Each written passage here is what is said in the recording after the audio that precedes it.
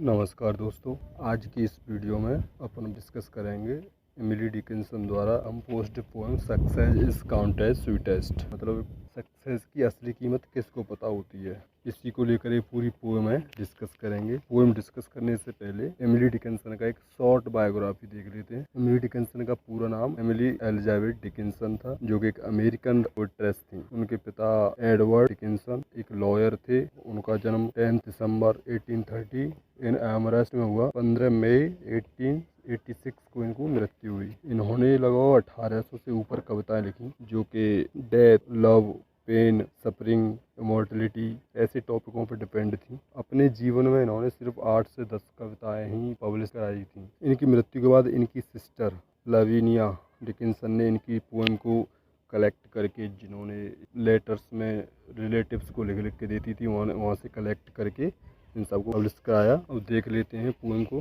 Poem शुरू करने से पहले एक रिक्वेस्ट करना चाहूँगा, ये पोएम अगर आपको पसंद आए तो लाइक करना, अगर आप चैनल पर नए हो तो सब्सक्राइब जरूर करना।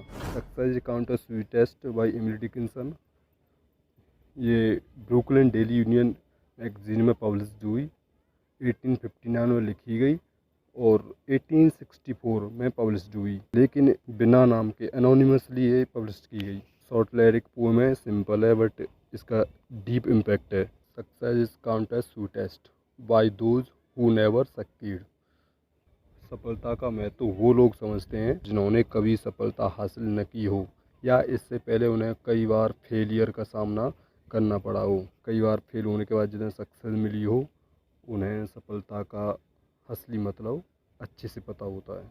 अगला है, to comprehend a nectar requires sorest need. Comprehend का मतलब होता है समझना, नेक्टर माने अमृत होता है। यहाँ पे हम पानी की तरह यूज कर सकते हैं।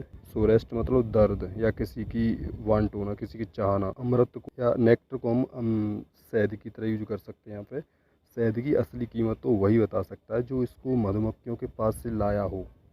जो इसने पीड़ा सही होगी, जिसको मधुमक्खियों ने काटा होगा, वह शहद की मिठास को अच्छे से चख सकता है। या हम दूसरे शब्दों में कहें, अगर नेक्टर को एक पानी की तरह लें तो इसको हम ऐसे कह सकते हैं कि पानी की असली कीमत एक प्यासी को पता होती है। एक प्यासा व्यक्ति ही पानी की असली कीमत बता सकता है। अगली लाइन है, not one of the all the purple host who took the flag today. दोस्तों, पर्पल होस्ट होता है जो किसी के द्वारा युद्ध, यहाँ पे एक युद्ध का सीन है, युद्ध में जिसके द्वारा जीत हासिल की जाती है वो पर्पल होस्ट, मतलब जो ध्वज फहराता है, यानी जीत का सिंबल होता है, विक्ट्री का सिंबल है एक तरह से। जो भी व्यक्ति जीत के बाद आज ध्वज फहरा रहा है, जीत का, विक्ट्री का असली मतलब उसे भी नहीं पता। जितने भी लोग हैं उनमें से किसी को नहीं पता। Can tell the definition so clear of victory, यानी जो जितने भी लोग हैं वहाँ पर जो ध्वज फहरा रहा है वो भी, उससे भी जीत का असली मतलब नहीं पता है। अगला ना, एज ही डिफीटेड डाइंग और whose forbidden ear the distant strength triumph burst agonized and clear. यहाँ पे जो जीत का मतलब वही बता सकता है जो हारता है, मर रहा है, घायल है, वह नहीं जो जीत गया है। और जब हारे हुए इंसान के कानों में किसी की जीतने की गूंज आती है तो वह गूंज उसे और ज़्यादा चिंतित कर देती है, एगोनाइज्ड कर देती है, और दोबारा उसे खड़े होकर सक्सेस होने को प्रेरित करती है। जो हार के बाद जीतता है वही जीत की असली वैल्यू बता सकता है। जीत का असली मतलब उसे तो बिल्कुल नहीं पता हो सकता जिसने एक पहली बार में जीत हासिल कर ली हो। चाहे वो युद्ध हो कोई, चाहे एग्जाम हो कोई, चाहे रेसलिंग हो, चाहे बॉक्सिंग, कोई चीज़ हो सकती है। जिसने पहली बार में जीत हासिल कर ली हो वो कभी भी जीत का असली मतलब नहीं बता सकता। उसे नहीं पता हुआ कि जीत का असली मतलब क्या है।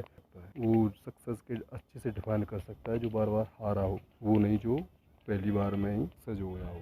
वीडियो पूरा देखने के लिए धन्यवाद। चैनल पर नए हो तो ज़रूर सब्सक्राइब कर दो, बेल आइकन ज़रूर दबा देना, जिससे कि नई वीडियो की नोटिफिकेशन आपको सबसे पहले मिल जाए।